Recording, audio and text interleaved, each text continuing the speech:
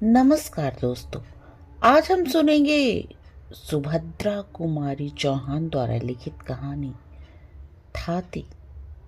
तो ये कहानी शुरू करते हैं। क्यों रोती हूँ नाहक पूछकर जले पर नमक न छिड़को। जरा ठहरो, जी भर कर रो भी तो लेने दो। न जाने कितने दिनों के बाद आज मुझे खुलकर रोने का अवसर मिला है। मुझे रोने में सुख मिलता है, शांति मिलती है, इसलिए मैं रोती हूँ। रहने दो, इसमें बाधा न डालो, रोने दो। क्या कहा, किसके लिए रोती हूँ? उसे सुनकर क्या करोगे? उससे तुम्हें कुछ लाभ न होगा। पूछो ही ना तो अच्छा है।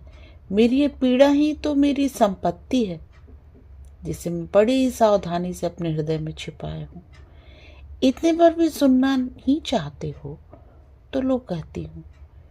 किंतु देखो, जो कहूँ वही सुनना और कुछ न पूछना। वे एक धनवान माता पिता के बेटे थे। ईश्वर ने उन्हें अनुपम रूप दिया था। जैसा उनका कलेवर सुंदर था, उससे कहीं अधिक सुंदर था उनका हृदय। वे बड़े ही नेक, दयालु और उदार प्रकृति के पुरुष थे। गांव के बच्चे उन्हें देखते ही खुश हो जाते। बूढ़े आशीर्वाद की वर्षा करते। स्त्रियां उन्हें अपना सच्चा भाई और हितू समझती, और नौजवान उनके इशारे पे नाचते थे। तात्पर्य यह कि वे सभी के प्यारे थे और सभी पर उनका स्नेह था। मैं उन्हीं के गांव की बहू थी। मेरे पति वहीं प्राइमरी पाठशाला में मास्टर थे। घर में बूढ़ी सास थी, मेरे पति थे और मैं थी। महंगी का जमाना था। 28.5 रुपए में मुश्किल से गुजर होती थी। घर के प्राय सभी छोटे मोटे काम हाथ से ही करने पड़ते थे। एक दिन की बात है, मैं वैसे ही ब्याह कर आई थी। मैं थी शहर की लड़की, वहां तो नलों से काम चलता था। भला कुएं से पानी भरना मैं क्या जानती। मेरी सास मुझे अपने साथ कुएं में पानी भरना सिखाने ले गई। अचानक वे न जाने कहां से आ गए। हंसकर बोले, क्या पानी भरने की शिक्षा दे रही हो माँ जी? आपने ऐसी अल्हड़ लड़की ब्याही ही क्यों, जिसे पानी भरना नहीं आता? मैंने घूंघट के भीतर से ही जरा सा मुस्कुरा दिया। सास ने कहा, बेटा, इसे कुछ नहीं आता, बस रोटी भर अच्छा बनाती है। न पीसना न कूटना, गोबर से तो जैसे इसे घिन आती है। बड़ी मुश्किल से कहीं कंडे थापती है, तो उसके बाद 10 बार हाथ धोती है। हम तो बेटा गरीब आदमी हैं, हमारे घर में तो सभी कुछ करना पड़ेगा। एक दिन मुझे अकेले ही पानी भरने जाना पड़ा। मैं रस्सी और घड़ा लेकर पानी भरने गई तो जरूर, पर दिल धड़क रहा था कि बनता है या नहीं। न सास साथ थी और न कोई कुएं पर ही था। मैंने घूंघट खोल लिया और रस्सी को अच्छी तरह घड़े के मुंह पर बांधकर कुएं में डाल दिया। डब डब करके बड़ी देर में कहीं कुएं में पानी भरा। उसे खींचने लगी, किसी प्रकार खींचता ही न था। ज्यों ज्यों करके आधी रस्सी खींच पाई थी कि वे सामने से आते हुए दिखाई दिए। कुआं उनके हाथे के अंदर था और बंगले में जाने का रास्ता भी वहीं से था। सामने से वे आते हुए दिखे। लाज के मारे ज्यों ही मैंने घूंघट सरकाने के लिए एक हाथ से रस्सी छोड़ी, त्यों ही अकेला दूसरा हाथ पानी से भरे हुए घड़े का वजन न संभाल सका। झटके के साथ रस्सी समेत घड़ा कुएं में जा गिरा। मैं भी गिरते गिरते बची। 1 मिनट में सब कुछ हो गया। वे बंगले से कुएं के पास आ चुके थे। मैं बड़ी घबराई, घूंघट ऊंघट सरकाना तो भूल गई। झुककर कुएं में देखने लगी। मेरे पास तो रस्सी और घड़ा निकालने का कोई साधन ही न था। निरुपाय हो कातर दृष्टि से उनकी ओर देखा। मेरी अवस्था पर शायद उन्हें दया आई। वे पास आकर बोले, आप घबराइए नहीं, मैं भी घड़ा निकलवाए देता हूँ। फिर कुछ ठहर कर मुस्कुराते हुए बोले, किंतु आपने यह साबित कर दिया कि आप शहर की एक अल्हड़ लड़की हैं। मैं जरा हंसी और अपना घूंघट सरकाने लगी। मुझे घूंघट सरकाते देख वे जरा मुस्कुराए। मैं भी जरा हंस पड़ी, पर कुछ बोली नहीं।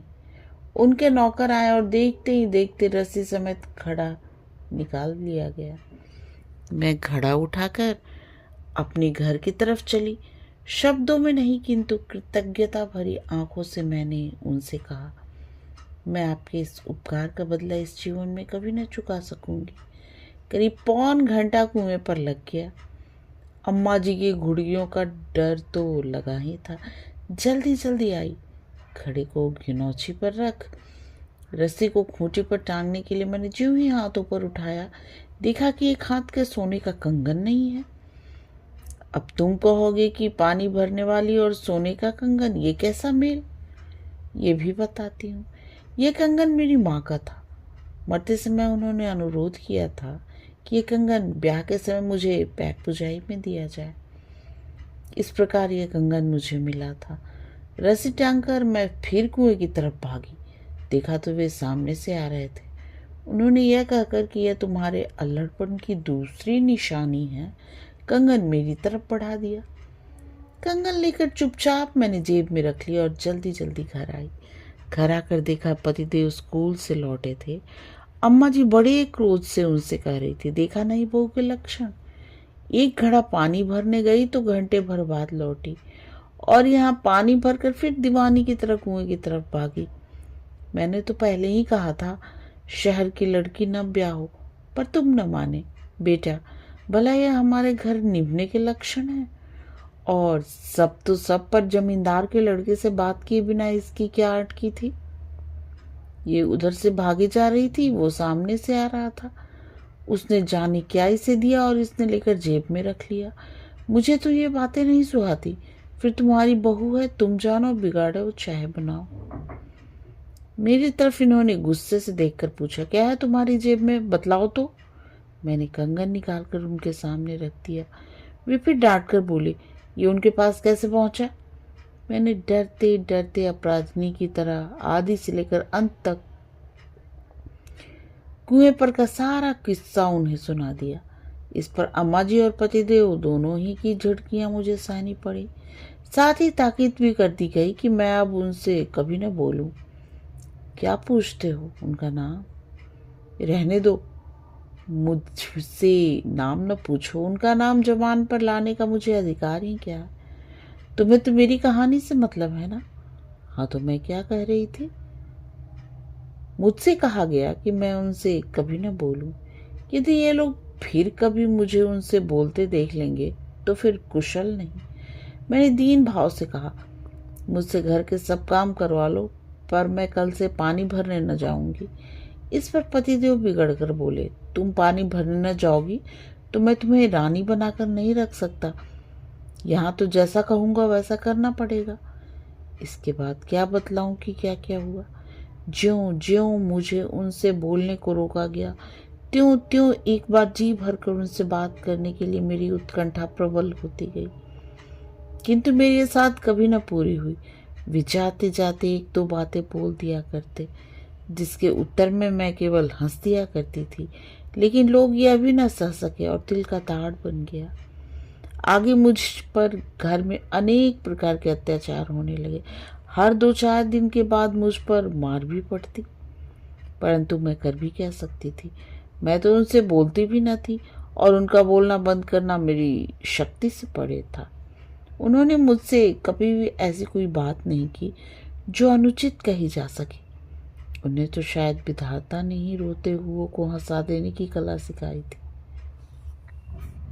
वे ऐसी मीठी चुटकी लेते, कभी हंसी की बात भी करते तो इतनी सभ्यता से, इतनी नपी तुली कि मैं चाहे कितनी दुखी हूँ, चाहे कितने रंज में हूँ, हंसी आ ही जाती थी। किंतु धीरे धीरे मुझ पर होने वाले अत्याचारों का पता उन्हें लग ही गया। उनके दयालु हृदय को इससे अधिक चोट पहुंची। उस दिन अंतिम दिन जब मैं पानी भरने गई, वे कुएं पर आए और मुझसे बोले, मैं तुमसे कुछ कहना चाहता हूँ। उनके स्वर में पीड़ा थी, शब्दों में माधुर्य और आंखों में न जाने कितनी करुणा का सागर उमड़ रहा था। मैंने आश्चर्य के साथ उनकी ओर देखा। आज पहली ही बार तो इस प्रकार वे मेरे पास आकर बोले थे। उन्होंने कहा, पहली बात जो मैं तुमसे कहना चाहता हूँ वो ये कि मेरे कारण तुम पर इतने अत्याचार हो रहे हैं। यदि मुझे पता चल गया होता तो वे अत्याचार कब के बंद हो चुके होते। दूसरी बात जो मैं तुमसे कहने आया हूँ वो यह कि आज से मैं तुम पर होते अत्याचार की जड़ उखाकर फेंक के देता हूँ। तुम खुश रहना मेरी अल्लाह डरानी। वे मुझे इसी नाम से पुकारा करते थे। यदि मैं तुम्हें भूल सका तो फिर यहाँ लौट कर आऊँगा, नहीं तो आज से सदा के लिए विदा होता हूँ। मुझ पर बिजली से गिरी। मैं कुछ बोल भी न पाई थी। वे मेरी आंखों से ओझल हो गए। अब मेरी हालत पहले से ज़्यादा खराब थी। मेरा किसी काम में जी न लगता था। कलेजे में सदा एक आग से सुलगा करती, परंतु मुझे खुलकर रोने का अधिकार न था। अब तो सभी लोग मुझे पागल कहते हैं। मैं कुछ भी करूं करने देते हैं। इसलिए तो आज खुलकर रो सकती हूँ और तुम्हें भी अपनी कहानी सुना सकती हूँ। किंतु क्या तुम बता सकोगे कि वे कहाँ हैं? मैं एक बार उन्हें और देखना चाहती हूँ। मेरी ये पीड़ा, मेरा ये उन्माद उन्हीं का दिया हुआ तो है। यदि कोई सहृदय उनका पता बता दे तो मैं उनकी थाती उन्हीं को सौंप दूँ। कहानी समाप्त। कहानी सुनने और अपना कीमती समय देने के लिए आप सबका बहुत बहुत धन्यवाद।